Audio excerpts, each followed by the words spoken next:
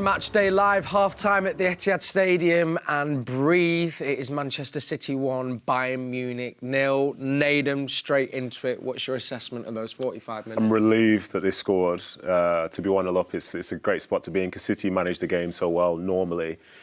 But I think it's been a good game of football. You can sort of feel the threat that Bayern have when they come in attack, finding people inside the little spaces with some of the dribblers that they have and the pace on the counter. But then they've also given City 2 or 3 pretty decent opportunities as well. I think that's going to be the positive because I think that's what you're going to have to do to beat these. You have to score more. I think more than one goal would be needed to get across the tie altogether. But it's a good game of football. You can see why those are the 2 favourites for the competition, I think. I mean, Steph, can we understate the quality that is on show in just those 45 minutes there?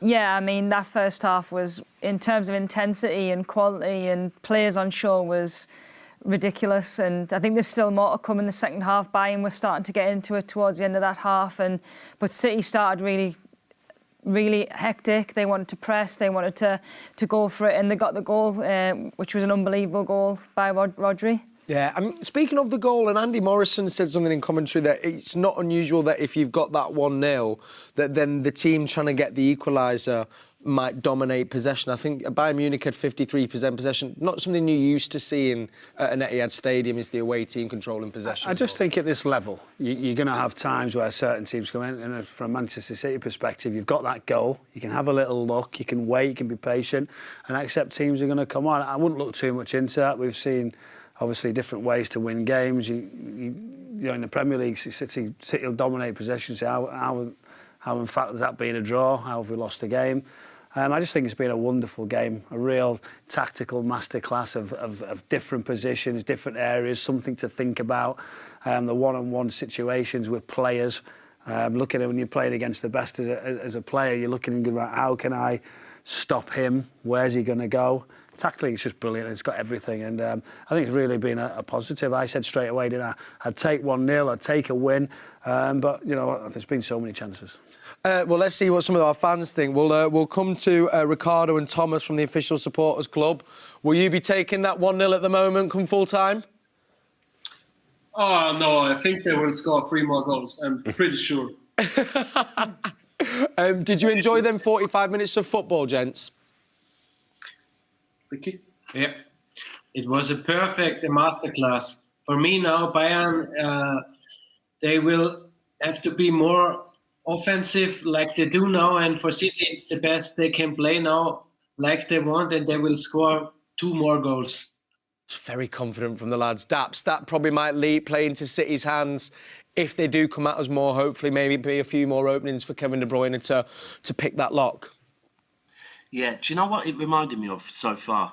We played Bayern in 2013-2014 when Pep managed them, and Bayern had a player sent off, and it still felt like they had 11 men on the pitch. And today, it was like that, the way our players wanted it. Bernardo Silva has been unreal. Today, we saw the Bernardo of the previous few seasons, where he's just everywhere. Ake's been good. It's just all over the pitch. We've wanted it that little bit more. And for you, Sarah, who has been a standout player as well? Obviously, Bernardo Silva mentioned there, Ake. Who have you thought really enjoyed watching? I've actually enjoyed watching the whole team, and I have to say, I think if I was a neutral fan, I would be impressed by the opposition goalie. I think it was also just really a thrilling game to watch. Maybe slightly more thrilling if you're a neutral. I would also love to see us tuck 1 or 2 more goals in the net. Yeah, I think obviously we had opportunities, so hopefully we will have more opportunities and finish some of them in the next half. Before we get to that first goal, Steph, let's begin with Ruben Diaz, because before we scored, there was that block which we said was more or less a goal for Bayern Munich. Yeah, I think for City, they're probably not happy that he's got that time and space on the edge of the box, but I think Ruben Diaz just did what he does best and just puts his body on the line. It's a great block because I don't think Ederson's going to get anywhere near that. So I think obviously we're going to be celebrating the goal, but I think people will be celebrating that in the stadium. We were certainly in the studio because it was such a pivotal moment, really. Yeah, and there was then that second one a minute later from Diaz, and then cut to the other end of the pitch not too long after. Nedum, talk us through the goal. Wow. Do you know, I think just before it, Bernardo Silva was 2v1 against him on the right-hand side, and he went forward and came back and nothing really happened. But then he did it again, and there was a slight space for Rodri, and he thought, oh, that's the place to play it. So he played it there, then you think he's going to get across into the box, but instead he cuts inside, takes it away from Musiala, I think. And I think as Kimmich is coming out, curls it with his left foot into the top corner. Like, it's magnificent. It's so, so good. But can I just jump back on something if possible? Of course. So this is going to get really weird now. So the block itself, one thing which I think goes underrated, and I think Steph would attest to this, when you try and block a shot sometimes, you trust your goalkeeper to cover one side and you cover the other. And when you say, like, Ederson was beaten, he was beaten because he's not going to be able to take up both sides when a player takes a touch and he's got time to do it. But the technique in which, say, Ruben put his arms behind his back, which is natural, allegedly, but he dropped his leg down to block it like that. You don't see people trying to block shots like that. Most people are just trying to kick it away or just stand where they're at. He's really read that whole situation. He's blocked it as, like, that's so good. That's so, so good. And I don't think that'll get as much credit as it truly deserves because it's more than just desire.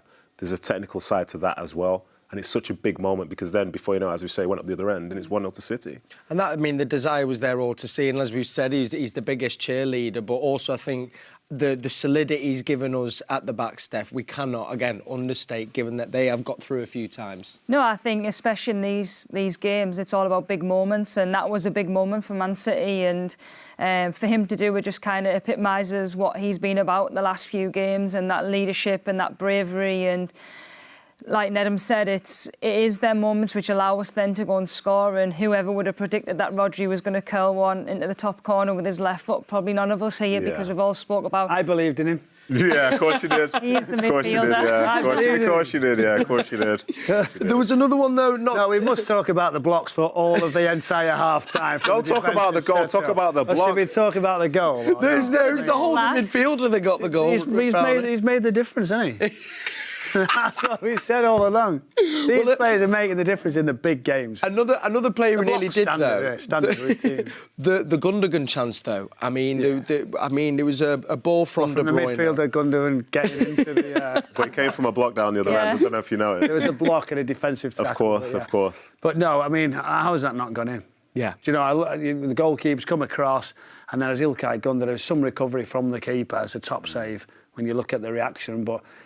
And the level of the opportunity and the chance now at this level, the state of the game, I mean, we're sort of saying that could be the difference in little moments in ties like this, and that's one of them.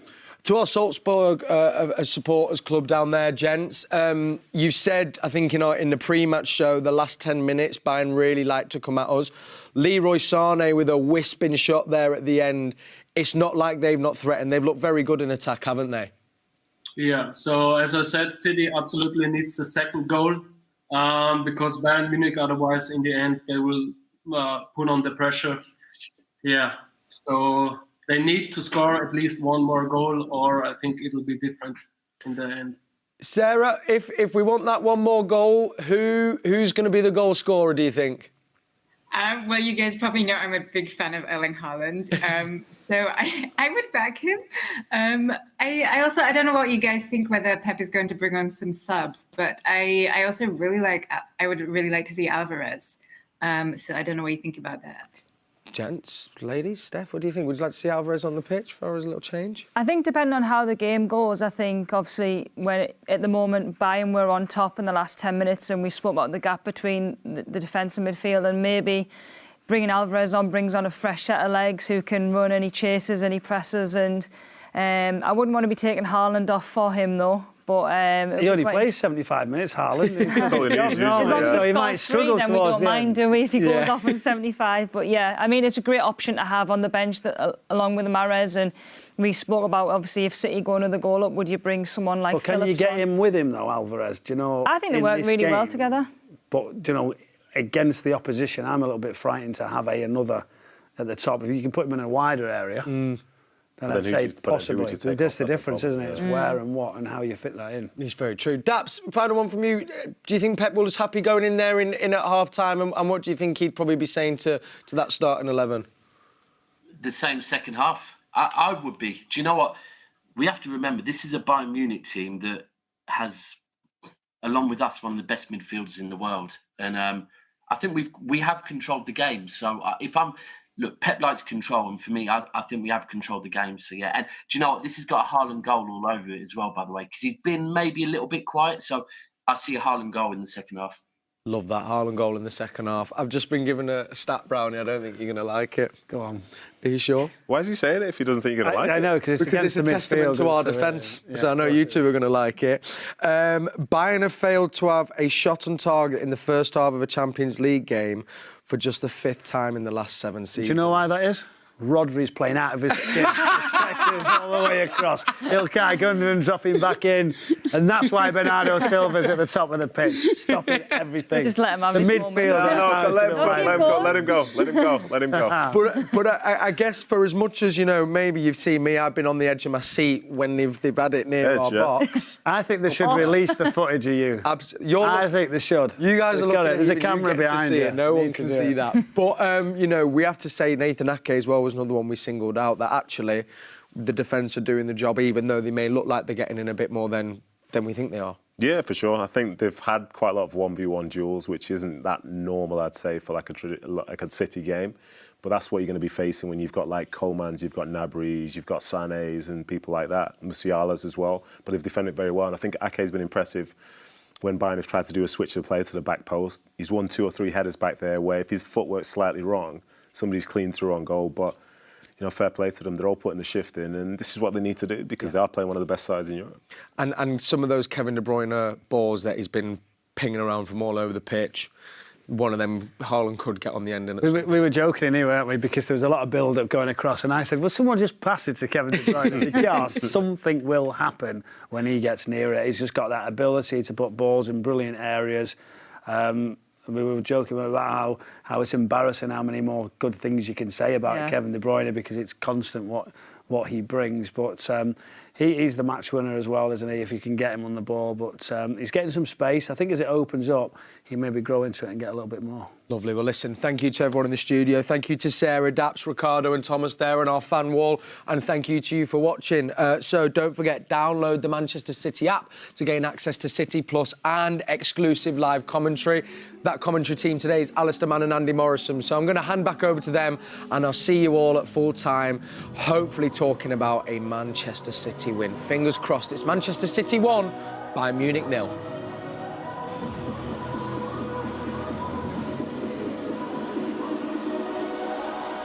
Welcome back to the Etihad Stadium, where City lead Bayern Munich in the first leg of the quarter-final of the UEFA Champions League, courtesy of an absolute peach of a bending left-foot shot from Rodri. City facing Bayern Munich for the first time at the knockout stage of the Champions League, and it is